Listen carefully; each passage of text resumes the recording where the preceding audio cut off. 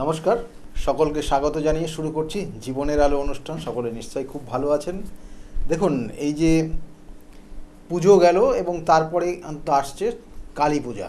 অর্থাৎ এই কালী পূজার ঠিক দুদিন আগে আমাদের যে তিথিটা পাই, অর্থাৎ ত্রয়োদশী তিথি, অর্থাৎ এই কার্তিক মাসের শুক্লাপক্ষের ত্রয়োদশী তিথি খুব গুরুত্বপূর্ণ একটা তিথি, যে তিথিতে সমুদ্র মন্থন করেছিল। অর্থাৎ এই দেবতারা এবং অসুরকুল যৌথভাবে যে সমুদ্র মন্থন করেছিল, সেই সমুদ্র মন্থনে 14টা রত্ন উঠে এসেছিল।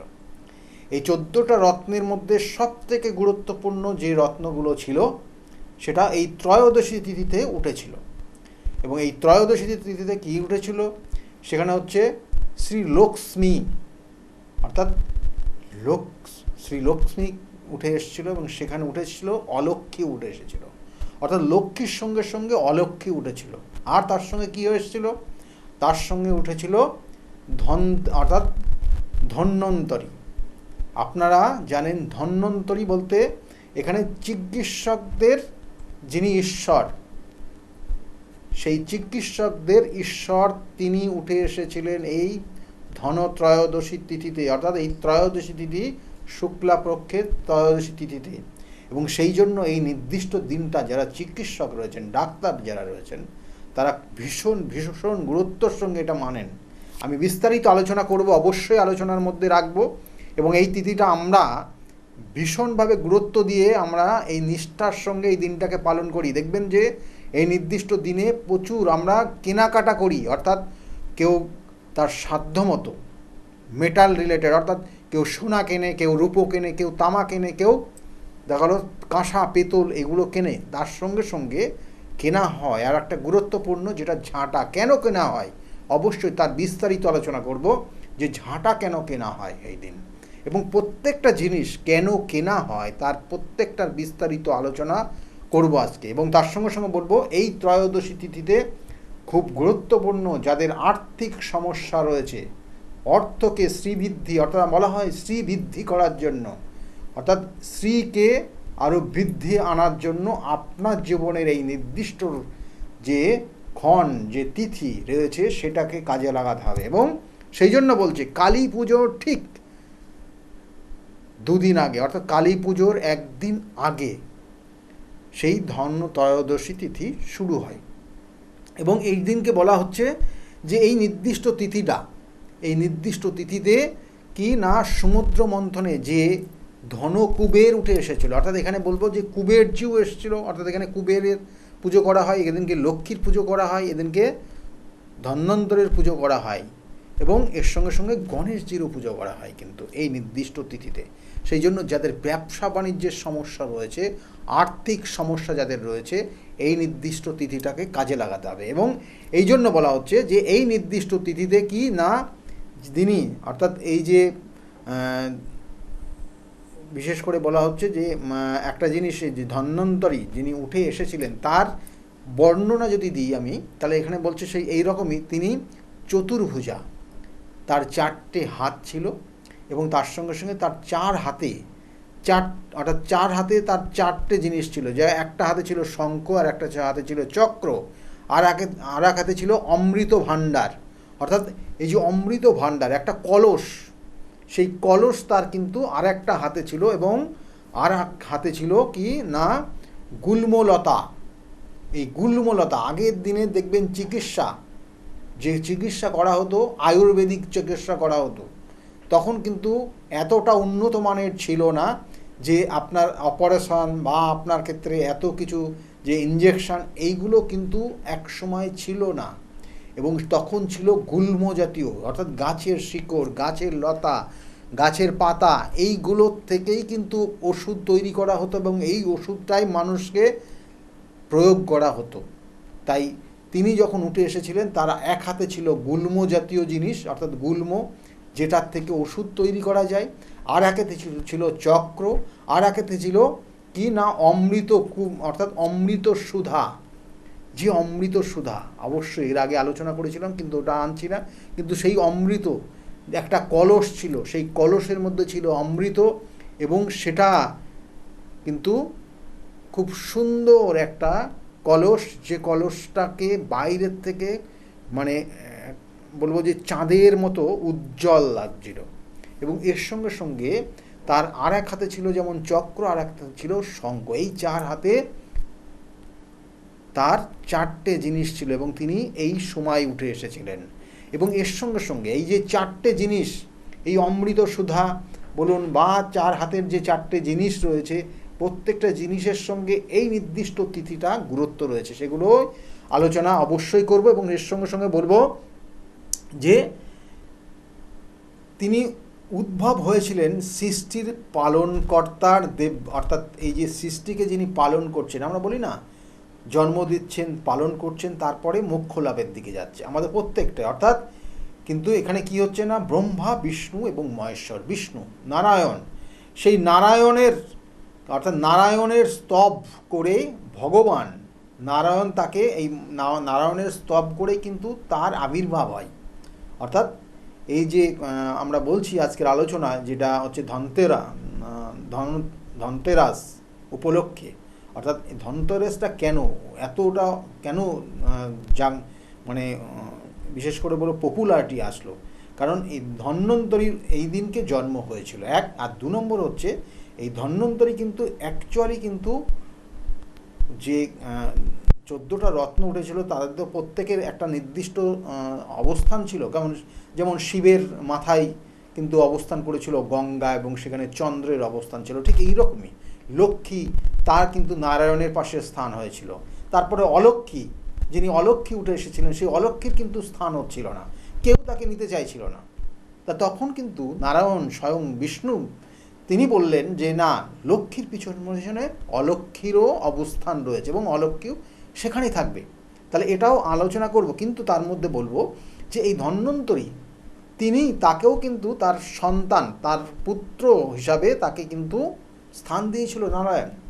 তাহলে সেই জন্য তার 4 হাতে, এক হাতে রয়েছে চক্র, এক হাতে রয়েছে শঙ্খ, এক হাতে রয়েছে কি অমৃত সুধা, আর এক হাতে রয়েছে তার গুল্ম, বা যেটা আয়ুর্বেদ শাস্ত্রের বিশেষ গুরুত্বপূর্ণ যে গাছগাছড়ার থেকে যে ওষুধটা তৈরি হয়, সেই গুল্ম রয়েছে তার হাতে। তাহলে এই নির্দিষ্ট তিথিতে আমরা এই উদ্দেশ্য নিয়ে এই ধনতেরাস তিথিটা আমরা পালন করে থাকি।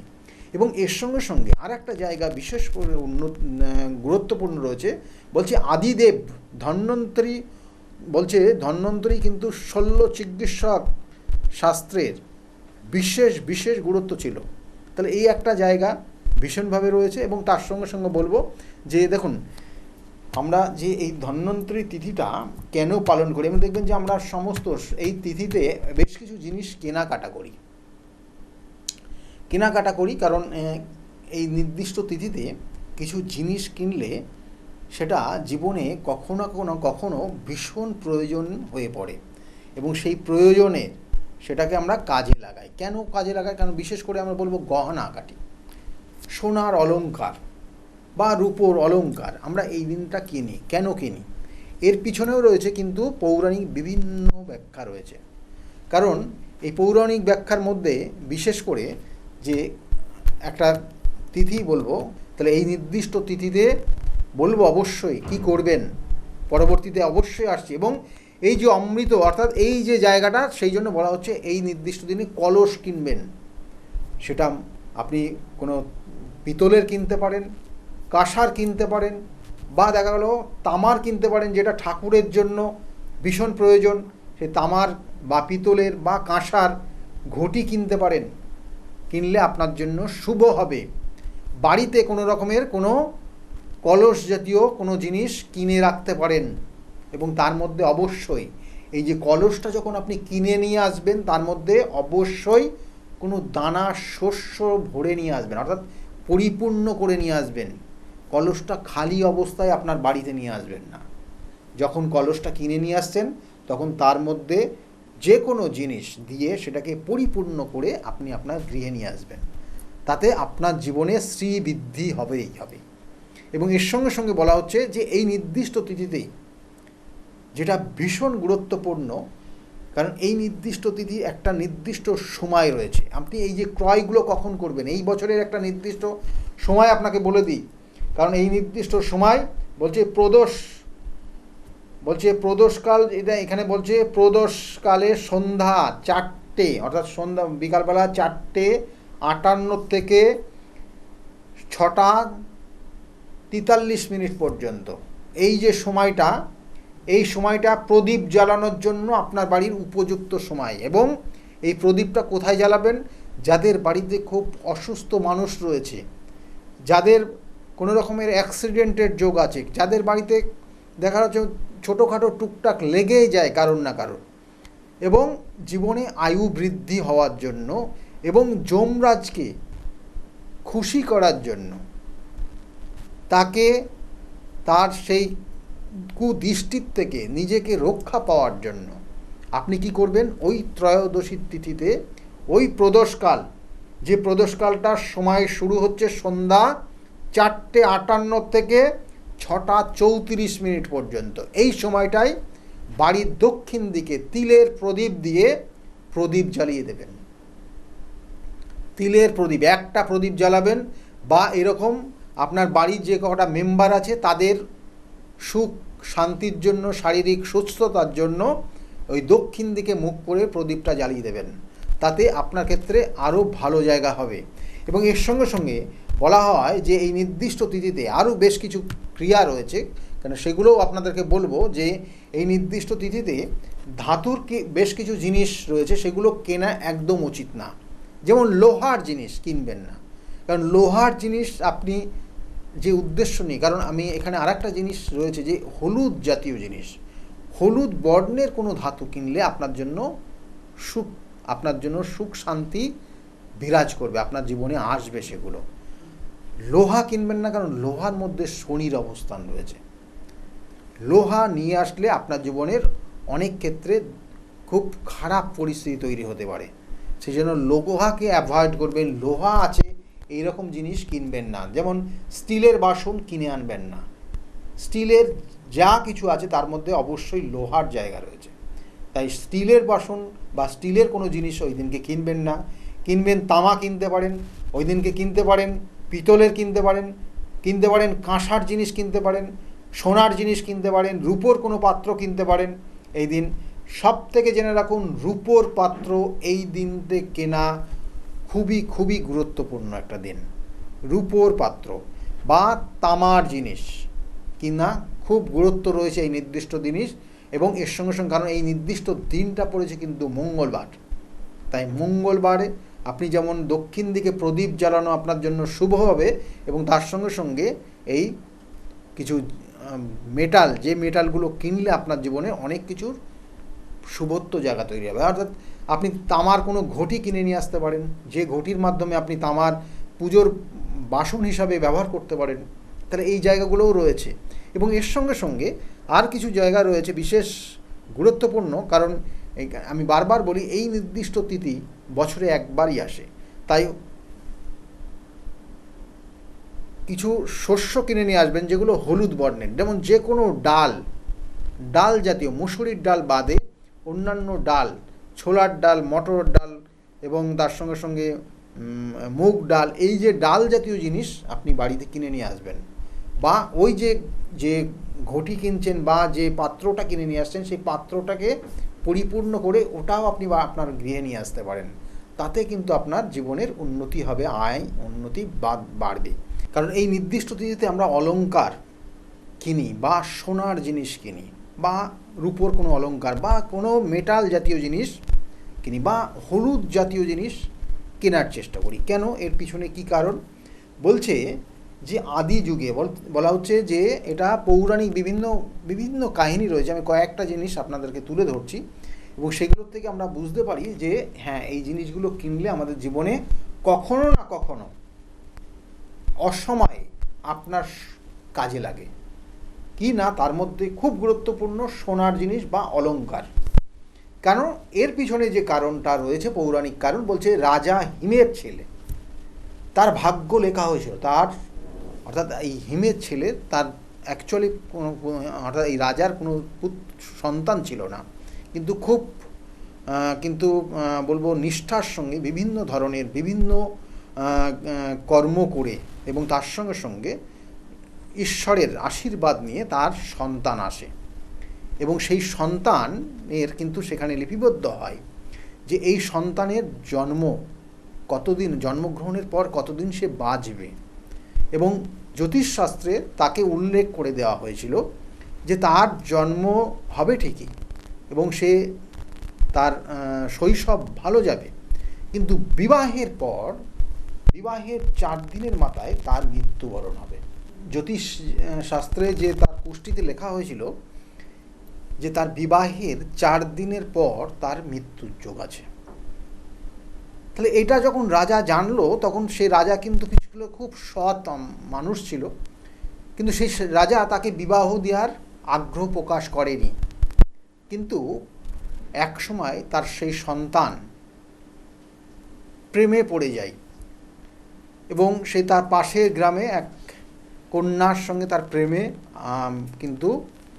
প্রেম হয় এবং তারপরে তার সঙ্গে বিবাহ হয়। কিন্তু বিবাহের আগে রাজা সেই কন্যাকে কিন্তু বলে দেয় যে দেখো, তুমি যদি আমার এই সন্তানের সঙ্গে বিবাহ করে, তাহলে ওর যে কুষ্ঠিতে লেখা আছে সেটা হচ্ছে বিবাহের 4 দিন পর, 4 দিনের মাথায় তার সাপের কামড়ে বা তার যে কোনোভাবে তার মৃত্যুর যোগ রয়েছে। তাহলে তুমি কিন্তু স্বামী হারাবে। তাই এই মতো অবস্থায় তুমি জেনে শুনে তুমি যদি মনে করো বিবাহ করতে পারো, যদি না মনে করো তাহলে ওর থেকে সরে যেতে পারো। কিন্তু সেই কন্যা বলেছিল না, আমি বিবাহ করব, আমি দেখে নেব যে ওর মৃত্যুটা কিভাবে হয়, কারণ আমি আমার যত সাধ্য চেষ্টা করব তাকে যাতে মৃত্যু তার না হয়, আমি তাকে রক্ষা করার চেষ্টা করব। এবং তাদের পরবর্তীতে বিবাহ হয় এবং বিবাহের ঠিক 4 দিনের মাথায় তাকে তার যে গৃহে ছিল সেই গৃহটাকে কিন্তু খুব সুন্দরভাবে বন্ধনও করা ছিল। কিন্তু বন্ধন করা হবে এবং তারা জেগেও ছিল, সারা রাত জেগেছিল, কিন্তু শেষ মুহূর্তে গিয়ে তাদের ঘুম এসে যায়। কিন্তু ঘুমানোর আগে সেই তার বিবাহিত স্ত্রী, অর্থাৎ ওই সেই রাজার পুত্রের সঙ্গে যার বিবাহ হলো সেই কন্যার, তার যত অলংকার ছিল শরীরের, অর্থাৎ তার গায়ের যত অলংকার ছিল সেই সমস্ত অলংকার সে খুলে সে ওই গেটের সামনে রেখে দেয় এবং সেই গেটের দরজার সামনে রেখে দেয় এবং সেখানে একটা প্রদীপ জ্বালানো ছিল এবং সেই প্রদীপের আলোতে সেই প্রত্যেকটা রত্ন, প্রত্যেকটা বলবো যে অলংকার, তার উপর প্রদীপের আলো পড়াতে খুব জ্বলজ্বল করছিল, উজ্জ্বল অবস্থা করছিল। কিন্তু সেই সময় আসে সেখানে কি না, যমরাজের থেকে অর্ডার নিয়ে সেই আসে কি যমদূত আসে এবং যমদূত তাকে নেওয়ার জন্য আসলে সে তখন সেখানে কোনোভাবে চোখ ফেলতে পারছে না। সে কোথায় রয়েছে, সেই রাজার পুত্র কোথায় রয়েছে, সেই রাজার পুত্রের সঙ্গে যে কন্যার বিবাহ হয়েছে সে কিছুই বুঝতে পারছে না এবং সেখান থেকে সে ফিরে যায়।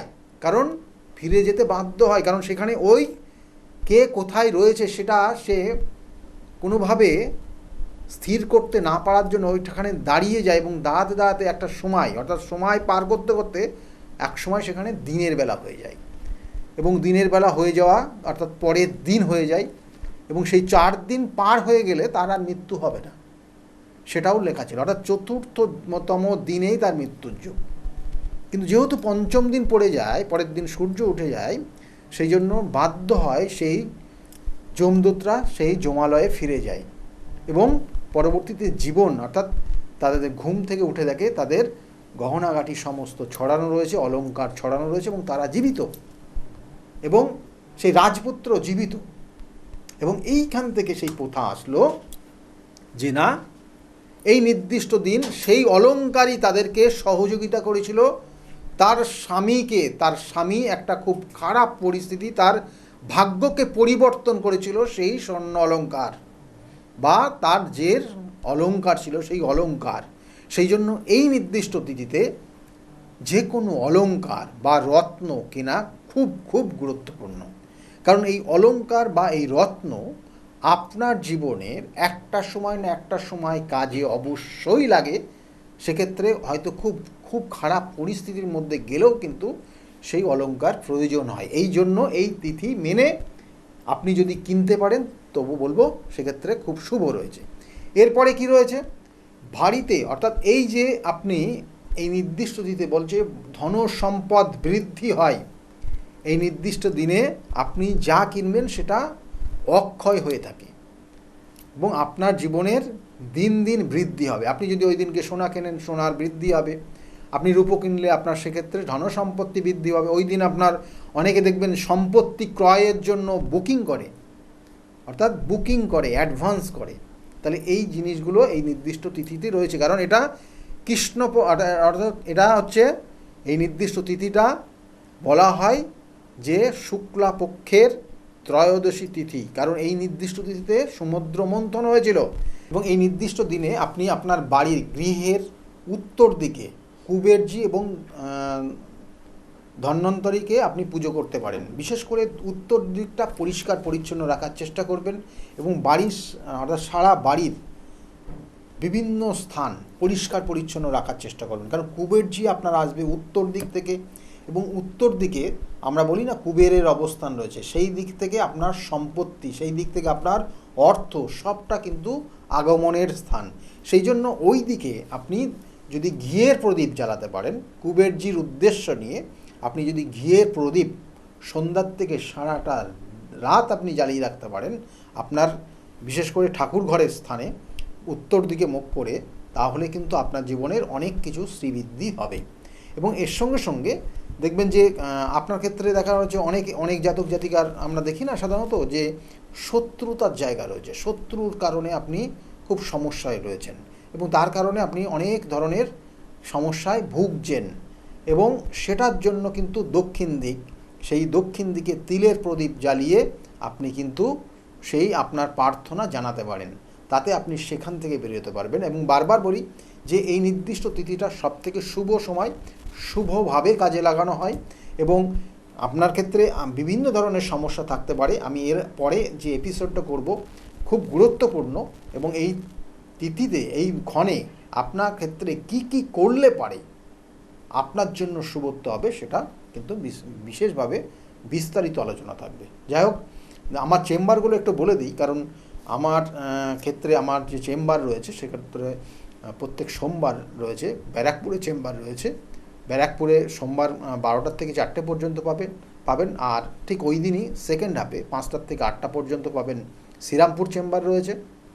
প্রত্যেক রবিবারের দিন কাঁচরাপাড়া চেম্বার আমার নিজ গৃহ মন্দিরে, কারণ এইবার বলতে মানে এই যে কালী পূজা অর্থাৎ এই দীপান্বিতা অমাবস্যার তিথি খুব গুরুত্বপূর্ণ তিথি রয়েছে, কারণ এই তিথিতে আমার গৃহ মন্দিরে কিন্তু বিশেষ পূজা হয় এই নির্দিষ্ট তিথিতে এবং তার জন্য বিভিন্ন গ্রহদোষ খণ্ডন থেকে আরম্ভ করে বিভিন্ন ধরনের সমস্যার তার প্রতিবিধান করা হয় এই নির্দিষ্ট তিথিতে। তাই যারা মনে করছেন যোগাযোগ করবেন, বুকিং নাম্বারটায় যোগাযোগ করুন। আর তাছাড়াও কিন্তু চেম্বার রয়েছে, কালীঘাটে চেম্বার রয়েছে, তাছাড়া আপনার হাতিবাগানে চেম্বার রয়েছে কলকাতাতে, এছাড়াও কিন্তু বাইরে চেম্বার রয়েছে, কখনো কৃষ্ণনগরে পাবেন, বহরমপুর পাবেন, মেচেদা পাবেন, বর্ধমানে পাবেন, তারাপীঠে পাবেন, বিভিন্ন জায়গায় চেম্বার রয়েছে। কোথায় কবে কখন বসছি সেটা আপনি বুকিং নাম্বারে ফোন করলে অবশ্যই আপনাকে হেল্প করবে। যাই হোক, আজকের মতো একদম সময় নেই, কারণ আমি বারবার বলি যে সঠিক সময় সঠিক তিথি ধরে যদি আপনার ক্ষেত্রে তার প্রতিবিধান দেওয়া যায়, সে আপনার ক্ষেত্রে খুব ভালোবাসার মানুষটা হয়তো আপনার থেকে দূরে সরে গেছে সেই ধরনেরও সমস্যা, বা আপনার শত্রুতা করে আপনার জায়গাটাকে সমস্যা করে রেখেছে, বা আপনার জীবনে হতাশার জায়গা চলে আসছে, তো যে কোনো সমস্যার তার নির্দিষ্ট প্রতিবিধানের একটা নির্দিষ্ট সময় রয়েছে, ক্ষণ রয়েছে, তিথি রয়েছে। তাই সেই তিথি ধরে সঠিকভাবে যদি তার প্রয়োগ করা যায় তাহলে সেখান থেকে আপনি কিন্তু বেরিয়ে আসতে পারেন। কারণ বিগত দিনে প্রচুর মানুষ এসছে, তারা আজকের জায়গায় দাঁড়িয়ে ভালো জায়গায় আছে, তাদের মুখ থেকে শুনুন তারা কতটা ভালো আজকের জায়গায় দাঁড়িয়ে আছে। সকলে ভালো থাকুন আর শুনতে থাকুন যে বিগত দিনে যারা এসছে তারা কি বলছে। নমস্কার। ডক্টর গৌতম শাস্ত্রী আর 5জন অ্যাস্ট্রোলজারের থেকে কেন তিনি আলাদা? স্বাভাবিকভাবে আপনাদের মনে এই প্রশ্ন আসতেই পারে। দূর দূরান্ত থেকে নানান সমস্যায় জর্জরিত মানুষ ছুটে আসেন তার কাছে। গ্রহদোষ হোক কিংবা কাল সর্পদোষ, অথবা ধরুন মাঙ্গলিক দোষ কিংবা অন্য যে কোনো সমস্যা। তারা জানেন সব সমস্যা স্থায়ী সমাধানে এক এবং অদ্বিতীয় ডক্টর গৌতম শাস্ত্রী। চলুন আজ আপনাদের সাথে পরিচয় করিয়ে দিই এমন কিছু মানুষের এবং শুনে নিই তাদের কথা। আমি কস্তুরী সরকার, আমি কাঁচরাপাড়া থেকে আসছি। আমাকে মা ক্লাস 12-এ ডক্টর গৌতম শাস্ত্রীর কাছে নিয়ে আসে। তো সেখানে আসার পর আমাকে ডক্টর গৌতম শাস্ত্রী কিছু রেমেডি দেন, তো আমার খুব সাহায্য হয় তাতে। তারপর আমার পড়াশোনা কমপ্লিট করার পর কাকু বলেন যে আমাকে গ্র্যাজুয়েশন আর ITI করার জন্য। তো সেখানে করে আমি ভালো ফল পেয়েছি। তারপর আমার চাকরি লাইনে আসা, তো ডক্টর গৌতম শাস্ত্রী বলেন যে আমি এই মাসের মধ্যে একটা ভালো চাকরি পাবো। তো সেটা 1 মাসের আগেই আমি পেয়ে গেছি। তো আজকে সেটাই জানাতে এসেছি কাকুকে যে আমি চাকরি পেয়েছি। তো আপনারাও যদি আসতে চান, ভালো ফল পেতে চান, কাকুর সাহায্য পেতে চান, তো আপনারাও আসুন। আশা করি আপনারাও ভালো ফল পাবেন এবং সাহায্য পাবেন। নমস্কার। আমি প্রসেনজিৎ দাস, আমার বাড়ি কাঁচরাপাড়া। আমি ডক্টর গৌতম শাস্ত্রীর দেখেছিলাম টিভিতে, ওখান থেকে দাদার ফোন নাম্বার নিয়ে দাদা বাড়িতে আমি আসি। এসে দাদাকে আমার সমস্যা সমাধান বলি। আমার একটা সমস্যা, প্রচুর বড় সমস্যা ছিল, সেটা হচ্ছে আমাদের বাড়ি ঘরের সমস্যা ছিল, অনেক বছর ধরে সমস্যা ছিল, সেটা দাদা ঠিক করে দিয়েছে। এখন সেটা আমি বাড়ি করতেও চলেছি। তার সাথে সাথে আমার ব্যবসা বাণিজ্য কিছুই করতাম না, এমনি একটা নর্মাল কাজ করতাম। কাজ করার পর আমি এখন ব্যবসা বাণিজ্য উন্নতি হয়েছে, প্লাস দাদা যে প্রতিকারগুলো দিয়েছে সেগুলোকে আমরা এক্সপেক্ট করেছি। দাদার সাথে খুব ভালো ব্যবহার হয়েছে। এখন আপনারাও আসুন, এসে দাদাকে সমস্যা সমাধানের কথাগুলো বলুন, দাদা অবশ্যই আপনার সমাধান করে দেবে। ওই জন্য ওনার কাছে এসে আমি অনেক উপকৃত, আমার দেহের এবং মনের শান্তি, অনেক কিছু, আমার নিজের জনদের, ছেলে মেয়ে, নাতি নাতনি, ভারতবর্ষময় তার সুনাম ছড়িয়ে পড়ে চারিদিকে। আমার গৌতম শাস্ত্রী, তার সঙ্গে দেখা করুন, যোগাযোগ করুন, আপনাদের সমস্যা সমাধান হবে ও শান্তি পাবে। মা তারা কামাখ্যা মার চরণে যেন ওনার আমাদের যেন আমার এই বাচ্চা। নমস্কার, আমি বিশ্বজিৎ ঘোষ। আমি বহরমপুরে ডক্টর গৌতম শাস্ত্রী চেম্বারে আমি এসেছিলাম আমার সমস্যা নিয়ে, এবং ওনার পরামর্শ মতো আমি রেমেডি নিয়ে আমি উপকৃত হয়েছি। এবং তারপরে আমি আমার পরিবারের কাছে এটা আমি শেয়ার করেছি। করার পরে আমার পরিবারকেও নিয়ে এসেছি, তারাও এখানে উপকৃত হয়েছে। এবং আমার কোনো সমস্যা, আমার জীবনের পথে চলতে গেলে যদি কোনো বাধা আসে, আমি স্যারকে নির্দ্বিধায় ফোন করি এবং স্যার আমাকে কি করতে হয় বলে দেয়। আমি সত্যিই উপকৃত, এবং আমি আমার ভবিষ্যৎ জীবনে আমার যা কিছু আমি পেয়েছি সব কিছু স্যারের জন্যই পেয়েছি। আমি সত্যি আনন্দিত, এটা আমার অস্বীকার করার কোনো জায়গা নেই। আপনারা যদি কেউ বহরমপুরে চেম্বারে আসতে চান, তো আপনারা নির্দ্বিধায় যোগাযোগ মাধ্যমে আপনারা আসতে পারেন। এখানে আসলে পরে উপকৃত হবেন আপনারা এবং ওনাকে দেখাতে পারেন। নমস্কার, আমি প্রমোদ রঞ্জন সরকার বলছি। আমি 5 বছর ধরে খুব সমস্যার মধ্যে ভুগছিলাম এবং আমার ফ্যামিলিও খুব সমস্যার মধ্যে ভুগছিল। আমার হৃদয় জর্জরিত হয়ে যায়, লোন নিয়ে আমাকে চলতে হয়। এর জন্য আমি অনেক জ্যোতিষীর কাছে গেছি, তারা আমাকে অনেক আশা দিয়েছিল, কিন্তু সেখান থেকে আমি কোনো ফল পাইনি, বিফলে গেছে। হঠাৎ একদিকে টিভি চ্যানেলে গৌতম শাস্ত্রীকে দেখি, দেখার পর ওনার সঙ্গে আমি যোগাযোগ করি, যে ওনার সঙ্গে উনি যে আমাকে যা বলতো সব মিলে গেছিলো। এবং উনি আমাকে কিছু রেমেডি দেন, বলেন যে এইগুলো নিলে আপনার এই সময়ের মধ্যে আপনার সমস্যা মিটে যাবে। ওনার কথা অনুযায়ী আমি ওনার কাছ থেকে রেমেডি নিই। নেওয়ার পরে যে আমাকে সময় বেঁধে দিয়েছিল, সেই সময়ের আগে আমার সমস্যা সব মিটে গেছে। এখন আমি ঋণ থেকেও মুক্ত হয়ে গেছি এবং আমার যে ফ্যামিলির সমস্যা সেটাও মিটে গেছে। এখন আমার কর্মস্থানও খুব ভালো হয়েছে এবং আমার যে শারীরিক অবস্থাটা ছিল সেটাও খুব সুন্দর হয়েছে। এখন আমি খুব সুন্দর জীবনযাপন করছি। যদি আপনারা পারেন তো অন্তত গৌতম শাস্ত্রীর কাছে একবার আসুন, আপনারা আসলে নিশ্চয়ই উপকার পাবেন। এর জন্য আমি গৌতম শাস্ত্রীকে খুবই উপকৃত জানাচ্ছি এবং ধন্যবাদ জানাচ্ছি। ওনার রেমেডি বা ওনার যে এথিক্সান এত সুন্দর, আমি কোনোদিন ভাবতে পারিনি যে আমাকে এই নতুনভাবে আমাকে আবার একটা রাস্তায় নিয়ে এসে ভালো জায়গায় তৈরি করে দেবে। নমস্কার। Hi everyone, I'm Simranpreet Kaur. I'm an actress. 2018-এ আমার তার আগে আমার খুব খারাপ সময় যাচ্ছিল। আমার স্টাডি লাইফ, আমার career life, really it's very bad in that situation, that time. But যখন আমি 2028-এর মাঝামাঝিতে আমার মম আমাকে ডক্টর গৌতম শাস্ত্রীর কাছে নিয়ে আসে। আঙ্কেলের সাথে যখন আমি কথা বলি, আঙ্কেল যখন আমার প্রবলেমগুলো শোনে, যেরকম করে গাইড করে তেমনি আমি চলি, আর এরকম রেজাল্ট হবে আমি জানতাম না। এখন আমি একটা ভালো আমার ক্যারিয়ার চলছে। আমার স্টাডি লাইফের মধ্যে অনেক প্রবলেম ছিল, অনেক প্রবলেমস। আমার ফ্যামিলি লাইফেও খুব প্রবলেম ছিল, সব প্রবলেম মানে গায়েব হয়ে গেছে। তারপরে আমি তো প্রথম যখন আসি তখন আমি একদম বিলিভ করি না যে এগুলো কি হয় বা কিছু। আমি মাকে বলি দেখাবো না, এই ওই অনেক কিছু করি। কিন্তু যখন দেখানোর পর যখন আমি 1-2 মাসের মধ্যে যখন ধীরে ধীরে একটুখানি ভালো হতে পারি, আমার লাইফে যখন একটু করে ভালো হচ্ছিল, তখন আমি ফিল করলাম যে না, সত্যি ভালো হচ্ছে ওনার গাইডে। আর তার 3-4 মাসের পরে একদম আমি রেজাল্টটা দেখতে পারছিলাম, ফিল করতে পারছিলাম।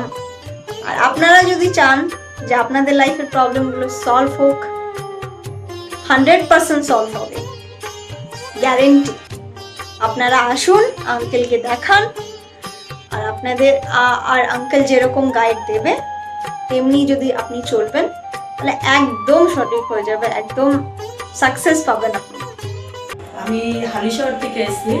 ধরো আমার নাম তো মলিনা ঘোষ, কিন্তু তোমার কি হয়েছে বলো তো, আমি দাদার কাছে অনেক বছর ধরে মানে কয়েক বছর ধরে ভালোই এসেছি। আমি অনেক বিপদে পড়েছিলাম, তো তখন আমি এক টিভি চ্যানেলে দেখে, সবাই কিন্তু প্রোগ্রাম দেখে, সব সিরিয়াল দেখে, সব কিছু দেখে, কিন্তু আমি ওই সিরিয়াল সব কিছু ছেড়ে আমার এমন বিপদ হয়েছিল, আমি শুধু টিভির কাছে বসে শুধু এই শাস্ত্রীয় চ্যানেলগুলো দেখে দেখে আমি মনে ভাবতাম আমি কাকে মনের মতন পাবো।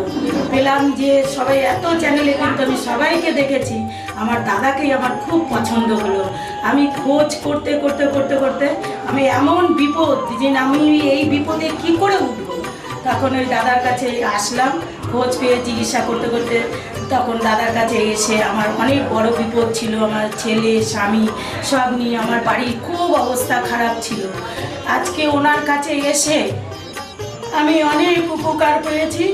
আমি সবার কাছে বলছি, আমি এত লোক দেখছি, আমি বলি একটু যদি দাদার কাছে এসে সব ধৈর্য ধরে, কারোর বিফল হবে না, তার ফল ছাড়া বিফল হবে না। আমি ভাবি যে আমি অনেক লোকও পাঠিয়েছি, আমরা যদি প্রচার করতে পারি, অনেকে আছেন এই দাদার কথা বলবো না, বলবো না, কিন্তু না বলেন, মানুষ যদি বিপদের হাত থেকে বাঁচে সবারই তো ভালো হয়। কিন্তু দাদার কাছে আসার পরে আমার মাঝে একটা এমনও বিপদ গেছে, এই দাদাই আমাকে এই বিপদের হাত থেকে উঠিয়েছে। এর জন্য আমি দাদার কাছে সারা জীবনের জন্য কৃতজ্ঞ থাকি। দাদাকে চাই দাদাও ভালো থাকুক, আমরাও যেন দাদার কাছে এসে দাদা আরো সুস্থভাবে যেতে পারি। শুনলেন তো, এনাদের প্রত্যেকের আশা, ভরসা এবং বিশ্বাসের একটাই নাম, ডক্টর গৌতম শাস্ত্রী, যার সম্পর্কে আমরা এত কিছু শুনলাম। চলুন এবার দেখে নিই তিনি কি বলছেন।